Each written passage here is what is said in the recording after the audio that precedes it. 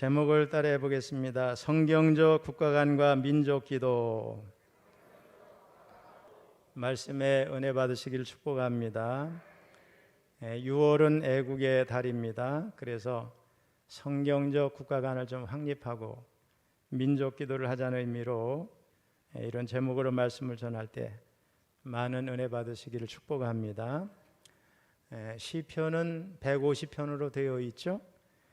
그 가운데 솔로몬이 지은 시는 두 편입니다. 72편과 127편입니다. 그 중에서 127편은 성전에 올라가는 노래, 이런 부제가 붙어 있습니다. 시편 120편부터 134편까지의 시가 여기에 속하게 되는데, 예배하러 성전에 올라가면서 계단에서 부르던 곡조 있는 노래다, 이렇게 생각하면 되겠습니다. 자, 본문 1절을 다시 한번 읽어보겠습니다. 시작. 여호와께서 집을 세우지 아니하시면 세우는 자의 수고가 헛되며 여호와께서 성을 지키지 아니하시면 파수꾼에 끼어 있음이 헛되도다. 아멘. 여기서 집은 단순히 건물만이 아니라 가정의 모든 질서와 또 통치까지 의미합니다. 아울러 여기 성이 나오죠. 성도 성벽을 쌓은 건물만이 아니라 모든 공공복리 전반을 의미하는 것입니다. 자, 이 말씀은 일상적이고 필수적인 매일의 삶에 하나님의 보호하심, 또 다스리심, 그리고 은혜가 필요하다, 이런 말씀입니다. 개인이든 공동체든 교회든 나라든 하나님을 믿고 의뢰하지 않으면, 또 하나님이 지켜주시고 하나님이 도와주시지 않으면 인간적인 모든 노력들은 물거품이 되고 만다, 이런 것입니다. 하반절만 제가 읽어보겠습니다. 여호와께서 성을 지키지 아니하시면 파수꾼에 깨어 있음이 헛되도다. 여러분, 이 말씀이 무슨 뜻이에요? 글자 그대로 말하면 전방의 군인들이 아무리 눈을 부릅뜨고 최전방을 철동같이 경계한다 하더라도 하나님이 지켜주시지 않으면 소용이 없다는 거예요. 노크 기순했던 북한 사람이 다시 탈북하는 소동이 일어났죠. 열감지 카메라가 경보를 여러 번 울렸는데도 탈북을 막을 수가 없었습니다. 아무리 현대적 시스템을 잘 갖추어도 소용이 없습니다. 우리가 특별히 알아야 될 것은 전쟁이 일어나는 거, 일어나지 않는 거 하나님의 손에 달렸습니다. 또 전쟁에서 이기고 지는 것도 하나님의 손에 달려 있습니다. 그래서 다윗은 사무엘상 17장 47절에서 이렇게 말씀합니다. 우리 같이 읽어봅니다. 또 여호와의 구원하심이 칼과 창에 있지 아니함을 이 무리에게 알게 하리라. 전쟁은 여호와께 속한 것인즉 그가 너희를 우리 손에 넘기시리라. 전쟁이 누구에게 속했어요? 여호와께 속했습니다. 여러분, 우리나라가 지금 선진국이 됐죠. 이 나라를 한번 보세요. 경제는 아주 비약적으로 이제 성장을 했고 국력도 대단해졌고 국격도 높아졌습니다. 국민들은 대체로 평안히 살고 있습니다. 자, 그러면 그동안 우리 전후방에 있는 국군 장병들이 잘한 건 사실이지만 그들 때문에 이 나라가 평안했을까? 전쟁이 없었을까? 아니면 미국이 우리나라를 지켜줬기 때문에 평안히 지낸 것인가? 여러분, 다 아닙니다. 우리 하나님, 전능하신 하나님이 우리나라를 지켜주셔서 전쟁 없이 평안히 지내고 있는 줄로 믿습니다. 하나님이 보호하사 우리나라 만세, 하나님이 보호하셨어요. 세계는 우리나라를 세계의 기적이라고 그래요. 72년 전 발발한 6.25로 인해서 완전히 폐허가 된 저 아프리카 가난한 나라만도 못 사는 나라였어요. 근데 지금은 경제적으로 얼마나 성장을 했는지 아프리카 모든 나라 국가 총생산을 GDP라고 그러죠. GDP를 다 합해도 우리나라를 못 따라오는 거예요. 얼마나 잘 사는 나라가 됐어요. 중남미의 나라들이 한국을 경제 모델로 삼고 있습니다. 심지어는 독일에서는 한류 문화를 배워서 어떻게 하면 문화 대국이 될 수 있는지를 연구하고 있다고 그래요. 문재인 대통령 당시에 G7 모임 후에 스페인에서 문 대통령을 국빈 초청했잖아요. 너무나 환대하는 모습을 보면서 우리나라의 국력을 새삼 새롭게 느낀 적이 있습니다. 제가 인터넷 자료를 다 검색해 보니까 지난해 한국의 국력을 세계 8위로 평가한 해외 매체 정보가 있었어요.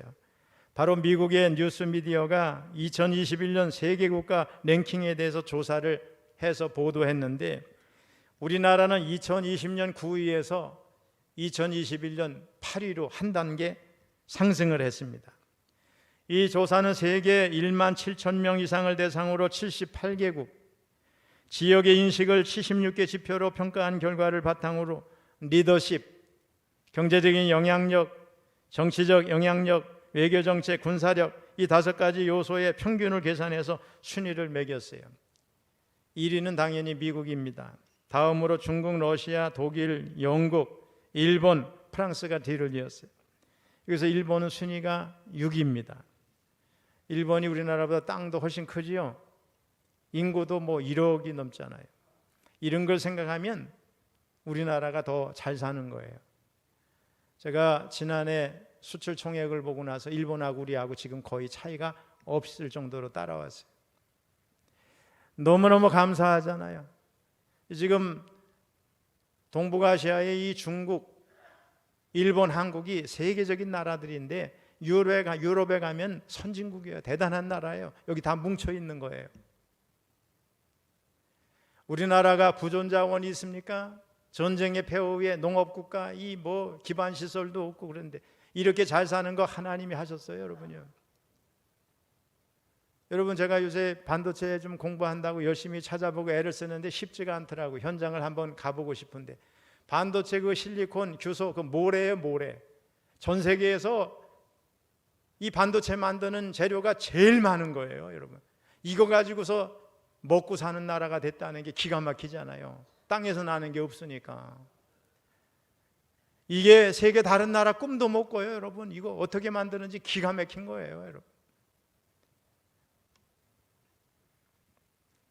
어쨌든 하나님은 졸지도 주무시지도 아니하시고 세계 역사를 주관하는 분이십니다. 그런데 하나님께서 만약 그 보호의 손길을 우리에게서 거두어 가시게 되면, 다시 말하면 하나님이 우리나라에서 손 떼면 우리나라 하루아침에 망할 수도 있습니다, 여러분. 새벽 시간에 열왕기 상하를 다뤘는데 히스기야 왕 때 성전 왕궁 거기 아주 금원이 꽉 찼어요. 히스기야가 어려울 때는 하나님 앞에 기도하다가 교만해져서 여기에서 사절이 오니까 왕궁 곡간 뭐 무기고 다 여러 가지 보여주고 자랑해요.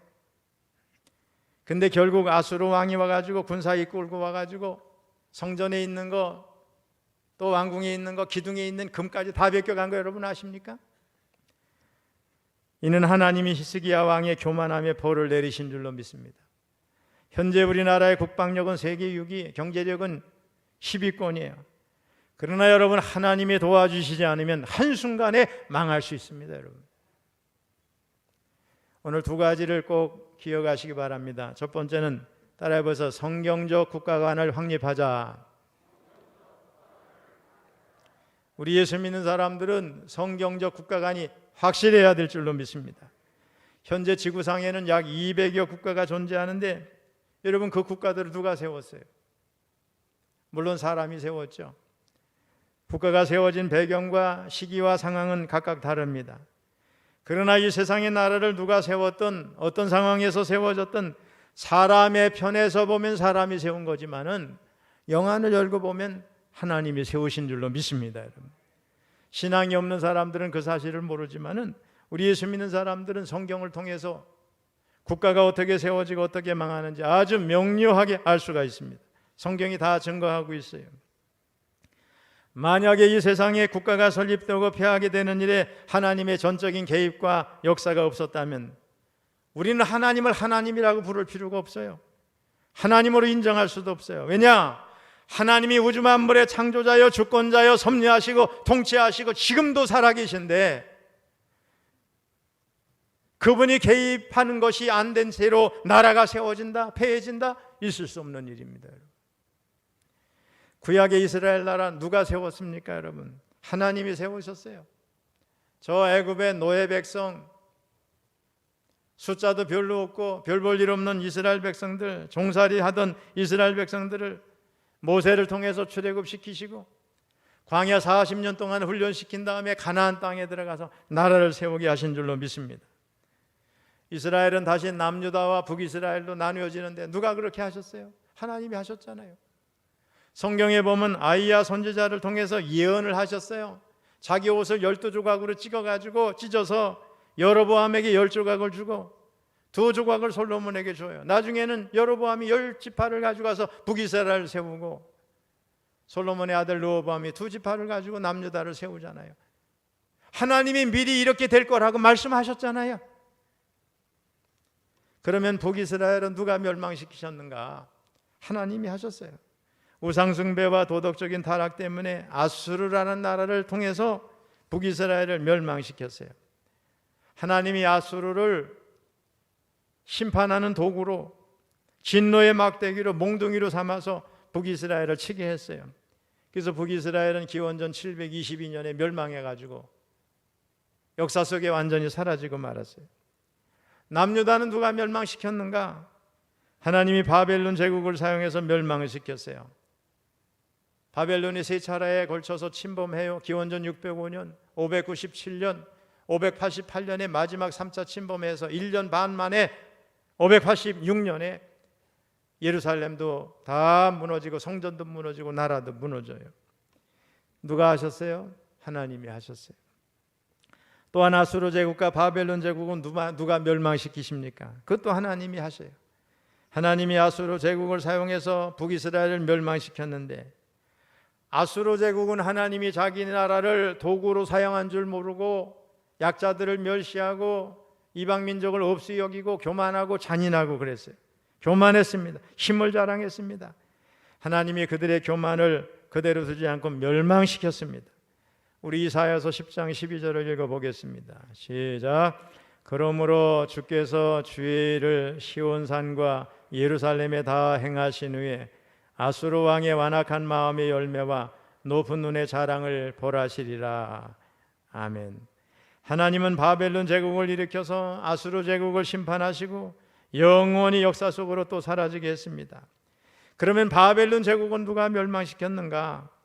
바벨론 제국 역시 하나님의 도구로 사용되지 되는 것을 모르고 힘자랑하고 능력자랑하고 교만하다가 바사 제국을 일으켜서 힘없이 무너지게 됐어요. 여러분, 우리 하박국 선지자가 그러잖아요. 우리 예수 믿는 하나님 믿는 나라인데 하나님도 안 믿는 저 바벨론 저렇게 득세하고 우리를 괴롭히는데 하나님 과연 이게 하나님 뜻입니까?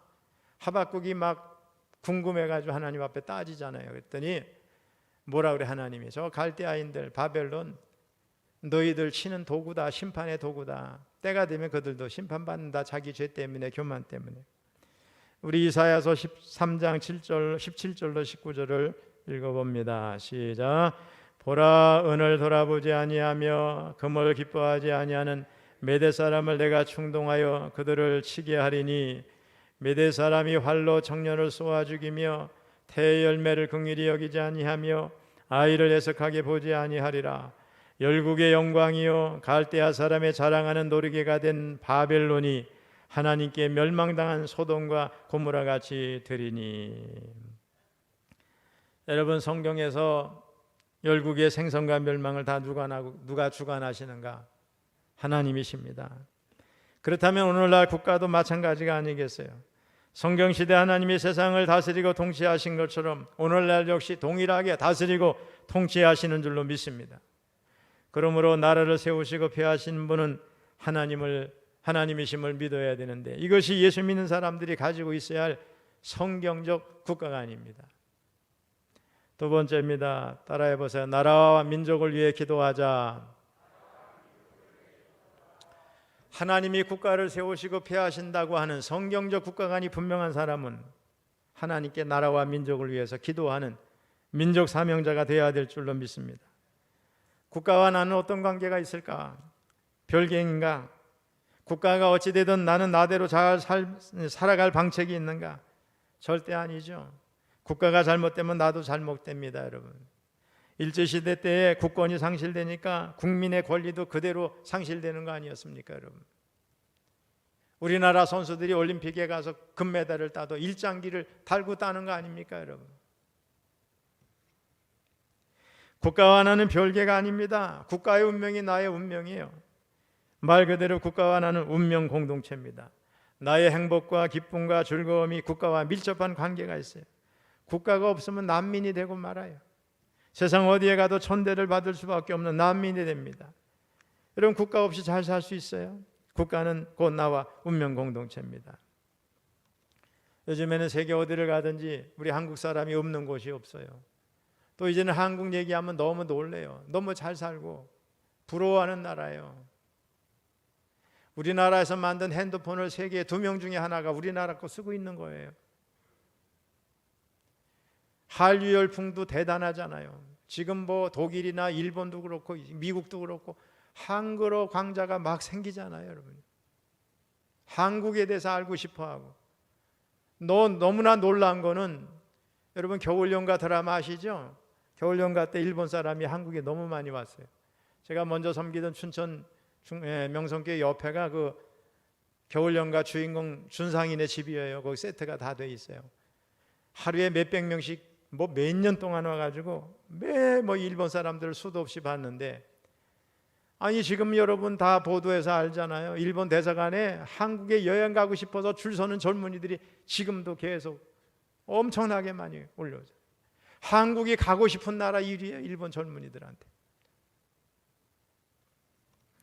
세계에서 가장 강하고 무서운 나라가 어떤 나라냐? 모든 국민이 나라를 사랑하고 나라와 민족을 위해서 기도하는 민족이 가장 두려운 민족이 강한 나라예요. 성경이 일관되게 말씀하는 게 뭐냐? 하나님께서 역사를 주관하고 계시다는 거예요. 하나님은 나라를 흥하게도 하시고 망하게도 하시는 거예요. 높으신 경륜을 따라 지금도 세상을 경영하고 계세요. 나라의 평화와 번영은 사람에게 달려있지 않고 하나님께 달려있는 줄로 믿습니다. 하나님은 자신의 영광과 공공의 유익을 위해서 여러 이제 백성들을 지도할 수 있는, 이끌어 가시는 국가 위정자들을 세우시고 교회로 하여금 그들을 위해서 기도하되 성경적 진리를 수호하고 복음을 전파하며 성도들의 평강한 삶을 위해서 노력하게 하셨어요.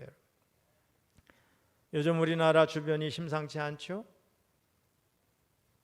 여러분, 이 동북아시아에 세계에서 가장 강력한 세 나라가 있는 거예요. 지금 중국, 우리나라, 일본, 아니 러시아까지 하면 네 나라죠. 북한도 동향이 심상치가 않아요. 우리나라 국방장관이 북한을 적이라고 표현을 했죠. 근데 북한에서 또 우리 김정은이가 이제 남한을 확실하게 적으로 규정을 하고 핵탄두를 소형화했어요. 여러분, ICBM 그 탄도미사일 사거리를 계속 늘려가면서 거기다가 핵탄두 장착을 해가지고 미국도 위협하고 뭐 이렇게 하려고 그러는데, 여러분 그 핵탄두를 소형화한다는 얘기는 뭐냐? 대상이 누구예요? 우리나라예요. 남한을 적으로 치겠다는 거예요. 방사정포 이런 데다가 핵탄두 조그맣게 만들어가지고 막 쏴버리면 이거 난리잖아요. 저는 오늘 새벽에 이게 고민이 돼가지고 하나님 앞에 기도했어요.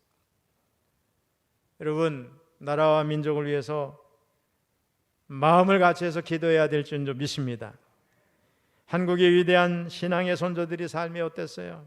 주기철 목사님, 손영한 목사님, 이런 분을 예로 들지 않더라도 믿음의 사람들은 이 나라와 민족을 위해서 수도 없이 기도하고 또 기도했어요. 전보다 많이 줄었다고 하지만은 각 기도원마다, 교회마다, 선교단체마다 민족을 위한 중보의 기도의 시간 결코 사라지지 않고 있어요. 이 민족의, 이 나라의 소망이 어디 있어요? 교회에 있어요, 여러분.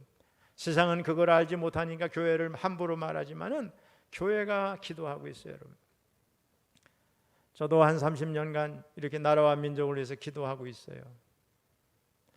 대한수도원에 90년대 교인들하고 왔을 때 거기서 바위에서 기도하면 저 맞은편에서 메아리가 기도 소리가 막 주여 해도 들려오고 막, 그때 사람들이 많이 와서 기도했는데 요즘에는 기도하는 사람이 거의 없어졌어요. 여기 대한수도원이 민족을 위해서 얼마나 많이 기도했고, 저 용문산에 나은묵 목사님, 그 아들이 나이영 목사인데 저하고 신학교 동기예요. 얼마나 많이 기도했어요. 기도원마다 골짜기마다 얼마나 많이 기도했냐 이거예요. 지금도 여전히 기도하고 있어요. 성경을 보면 믿음의 사람들은 나라와 민족을 위해서 목숨을 내걸거나 눈물을 흘리면서 하나님 앞에 기도한 애국자였어요. 모세가 그랬어요. 느헤미야, 에스라, 에스더, 바울 다 애국자들이었어요. 조국을 위해서 기도했어요. 여러분. 우리 기독교는 국경이 없어요. 그러나 우리 기독교인들에게는 조국이 있는 줄로 믿습니다. 느헤미야는 요즘으로 말하면 이민 한 3세쯤 되는 사람이에요. 조국에는 가본 일이 없지만은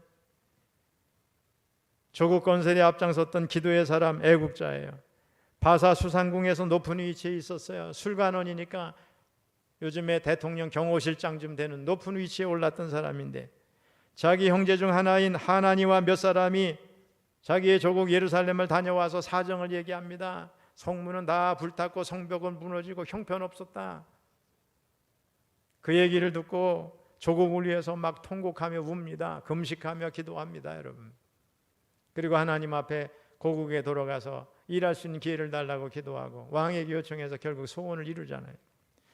예레미야도 국가와 민족을 위해서 기도했고, 다니엘은 자기 민족을 위해서 기도하지 않는 것을 큰 범죄로 생각했어요. 이스라엘 백성들이 블레셋과의 전쟁을 앞두고 불안해할 때 그들의 지도자 사무엘은 온 백성을 미스바로 모이게 했어요. 미스바 총회, 미스바 금식 대성회를 연 거죠. 국가적인 기도회를 인도했어요. 전쟁을 앞두고 사무엘은 군사적인 전략이나 군비 확장 이런 데 관심을 가진 게 아니에요. 하나님 앞에 기도해야 된다는 것을 안 겁니다, 여러분. 그 기회를 틈타서 블레셋이 쳐들어왔지만 결국은 블레셋은 대패하고 말았잖아요. 에스더는 왕비의 몸으로 자기 민족을 위해서 죽을 각오로 왕에게 나아갈 것을 결심했습니다. 우리 에스더 4장 16절 읽어봅니다. 시작. 당신은 가서 수산에 있는 유다인을 다 모으고 나를 위하여 금식하되 밤낮 3일을 먹지도 말고 마시지도 마소서. 나도 나의 시녀와 더불어 이렇게 금식한 후에 규례를 어기고 왕에게 나아가리니 죽으면 죽으리이다 하니라. 왕이 부르지도 않는데 왕비라도 나가면 죽일 수밖에 없어요. 그게 바사의 법이에요. 근데 민족이 멸절당할 위기에 죽으면 죽으리다 하고서 기도한 다음에 나아가는 이 에스더의 모습을 보세요. 민족을 위해서 목숨을 내걸겠다는 각오는 믿음이 없이는 할 수 없는 일이에요, 여러분요. 민족을 위해서 죽을 각오로 최선을 다할 때 에스더는 왕의 총애를 다시 입고 유대 민족을 위기에서 구할 수가 있었습니다. 사랑하는 성도 여러분, 우리나라가 오늘날 이렇게 선진국이 된 거는 그냥 된 게 아니에요. 6.25 사변만 해도 그렇습니다. 수많은 사람들이 이 나라를 지키기 위해 목숨을 잃었는데 어쨌든 우리 보통 사람들까지 한 300만이 죽었으니 얼마나 많이 죽었어요. 그 중에 많은 이들이 이역 만리 외국에서 우리나라를 지키기 위해서 와가지고 젊은 나이에 목숨을 잃었어요. 살아 돌아가서도 전쟁의 후유증 또 부상으로 많은 사람들이 고통을 받았어요. 우리는 저들의 죽음이, 저들의 고통이 헛되지 않게 해야 될 줄로 믿습니다. 제가 이런 기사를 봤어요. 너무 감동적이었어요. 1951년 1월 3일 이른 새벽, 한국전에 참여한 영국 병사 데이비드 스트레천이라는 사람이 있었어요. 경기도 고양시 인근 들판에서 중공군과 대치하고 있었어요. 그는 최전방 참호 속에 있었는데 갑자기 자기 코앞에 이렇게 쳐다보니까 중공군이 쳐다보는 거예요. 거의 무의식적으로 총을 쐈어요. 적병의 몸이 그의 머리를 스치고 참호 속으로 떨어졌어요. 이 영국 병사는 자기보다 더 어려 보이는 중공군 병사가 바로 자기 발밑에서 자기가 쏜 총 때문에 신음하면서 4시간에 걸쳐서 고통하면서 죽어가는 모습을 직접 본 거예요. 6.25가 끝난 다음에 그는 영국으로 돌아가서 전역을 하게 됩니다. 그런데 전역 후 수십 년이 지난 어느 날 그는 영국 자택 침실에서 악몽을 꾸다가 그의 침실로 걸어 들어오는 생생한 어떤 인기척을 느끼고 깨었어요. 60년 전 그가 죽인 중공군이 피 묻은 군복을 입고 그의 발치에 서 있었어요. 그 상당히 오랜 시간 자주 스트레처는 이 중공군 병사의 방문을 받아야만 했고 이로 인해서 정신과 치료를 받을 수밖에 없었어요. 정신과 의사가 당신 한국에 가라 그랬어요. 가고 싶지 않은 악몽 같은 한국. 그러나 치료를 위해서 한국에 들어왔고 너무 충격을 받았어요. 그가 상상하던 나라가 아닌 거예요. 전쟁과 죽음과 배고픔과 전혀 다른 모습의 발전된 아주 초고층 빌딩이 즐비한 이 대한민국을 보면서 너무 놀랐어요. 그리고 그의 한국 방문 도중에 하루는 벨트 버클이 고장이 나가지고 가죽 수선집에 들어갔는데 그가 참전용사라는 걸 알고 주인이 넙죽 감사하다고 절을 하더니 수리비를 안 받는 거예요. 그는 그 집을 나오면서 뜨거운 눈물이 그의 뺨을 타고 흘러내리는 것을 경험했다고 합니다. 내가 결코 이 땅을 위해서 총을 들고 저 중공군을 죽이고 피 흘리고 이 싸웠던 게 헛된 것이 아니었구나. 이 대한민국이라는 못 사는 나라, 가난한 나라, 불쌍한 나라, 동족끼리 싸우는 이 나라를 위해서 내가 알지도 못하는 나라에서 이렇게 나라지만은 와가지고 싸웠던 거 헛된 것이 아니었구나. 자유라는 것이 이렇게 소중하구나. 내가 이 땅을 위해서 싸웠던 이런 것 때문에 이 민족이 이렇게 잘 사는 걸 보니 나의 전쟁 이 애쓰고 수고한 거 고통이라고 하는 건 아무것도 아니구나. 값진 것이구나. 여러분, 그 다음부터 그 중공군 환영이 싹 사라지고 안 나타났대요. 치료가 된 겁니다. 여러분 생각해 보세요. 얼마나 많은 사람들이 죽었어요. 특별히요 미국에는요 유명한 장관 또 장군들의 자녀들이 우리나라 전쟁에 직접 참여에다가 목숨을 잃은 사람들이 그렇게 많아요. 여러분, 우리가 이렇게 선진국이 된 거 얼마나 자랑스러워요. 만일에 우리나라가 지질이 공상으로 못 살고 가난하고 형편없는 나라였다 그러면 그런 사람들이 우리나라 위해서 싸웠던 사람이 여기 왔다가 내가 왜 이 나라를 위해서 이렇게 다리를 부상당하고 팔을 잘리고 고통을 받아야 되는가, 아마 그랬을 거예요. 여러분요, 나라와 민족을 위해서 기도해야 될 줄로 믿습니다. 우리나라 더 잘 돼야 돼요. 더 세계를 위해서 일해야 될 줄로 믿습니다.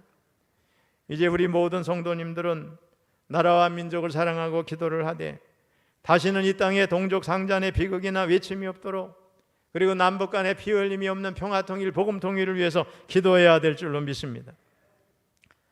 대한민국 국회가 처음 개원한 날이 1948년 5월 31일이었어요. 감리교회 장로였던 이승만 임시의장의 발언에 따라 감리교 목사로서 목사의 신분으로 대한민국 초대 국회의원이 된 이은영 위원이 단상으로 올라가서 간결하면서도 간절한 기도를 드리면서 이 나라가 시작이 됐어요. 제가 90 몇 년도죠? 93년도인가 92년도 우리 국회의 김강영 장로님, 교회 장로님이 서기관이셨어요. 국회에서 사무처에 근무해서 사무처 요원들 신우의 예배를 드려달라고 해서 설교하러 갔다가 국회 거기에 벽에 걸려있는 이은영 목사님의 기도문을 보고 너무 충격을 받고 우리나라가 이렇게 기도로 시작된 나라구나 하는 것을 알았어요. 그 기도는 여러분, 이 믿지 않는 국회의원들이 다 일어났어요. 여러분, 준비된 기도도 아닌데 즉석에서 한 기도가 얼마나 명문인지 몰라요. 우리가 기독교를 국교로 삼은 나라가 아님에도 불구하고 이 나라가 세워질 때 기도하면서 시작이 됐다. 이게 기적이 아닙니까 여러분? 그 기도에는 세 가지의 소원이 들어있어요. 첫째는 남북 통일이고, 두 번째는 민생의 복락, 세 번째는 세계 평화입니다. 여러분, 우리나라 국회는 물론 처음 정부도 이런 목표를 가지고 출발한 거예요. 특별히 셋째, 세계 평화라는 목표는 우리나라가 그때는 동방의 한 작은 나라, 반도국가, 가난한 나라, 식민지에서 겨우 해방된 나라, 이 세계 평화를 위해서 일하는 나라 꿈도 꾸지 못할 때예요. 근데 지금 우리나라는 세계에 영향력을 끼치는 나라가 됐어요. 기도가 응답된 겁니다. 여러분, 북대서양 조약기구 나토가 모일 때 우리나라 윤석열 대통령을 초청했잖아요. 세계 평화를 논하는 자리에 우리나라 대통령이 초청받았다고요. 여러분요, 이 기도가 응답된 거 아니겠어요? 여러분, 마귀가 제일 싫어하는 게 성도들의 기도입니다. 이 영적 전쟁에서 우리는 기도로 승리해야 될 줄로 믿습니다. 북한이 왜 이렇게 악할까? 우리 교회들이 기도하기 때문에 악한 거예요. 그러면 기도 안 해야 옳았는가? 아니에요. 안 했으면 공산화됐습니다. 여러분, 우리 성도들이 기도하니까 마지막 마귀가 발악을 하는 줄로 믿습니다. 여러분, 하지만 우리 영적 싸움은 이미 승부가 결정된 상태에서 싸우는 싸움이에요. 적이 아무리 강하고 악랄해도 우리 조금도 두려워할 필요가 없어요. 왜 그러냐? 기도하고 있기 때문에 그래요. 한국 교회는 하나님께 기도하는 교회예요. 하나님의 편이 되기 위해 기도하는 교회예요. 세계 어느 나라에 우리나라처럼 새벽에 성도들이 교회로 모여와서 눈물로 하나님 앞에 기도하는 나라가 있습니까, 여러분? 이 기도 덕분에 우리나라가 세계에서 이름을 날리는 선진국이 된 줄로 믿습니다, 여러분. 지금은 자다가 깰 때입니다, 여러분. 지금은 위기의 시대예요, 여러분요. 성도들이 기도해야 할 때예요. 이 기도를 회복하시기를 축복합니다. 새벽에 나와 기도하시길 바랍니다, 여러분. 6월은 애국의 달이에요. 여러분, 교회 나와서 나라와 민족을 위해 기도하십시오, 여러분. 우리의 주변 정세가 심상치 않아요. 오늘 두 가지를 말씀을 드렸어요. 성경적 국가관을 확립하세요. 나라가 세워지고 망하는 거 누가 하세요? 하나님이 하세요. 그렇다면 나라와 민족을 위해서 기도하시기를 바랍니다, 여러분. 우리들의 기도로 인하여서 이 나라가 굳건히 서게 될 줄로 믿습니다, 여러분. 다른 사람들은 기도가 다 줄어들어도 우리 서론교회 성도님들만큼은 기도가 점점점 많아지시기를 주님의 이름으로 축원합니다.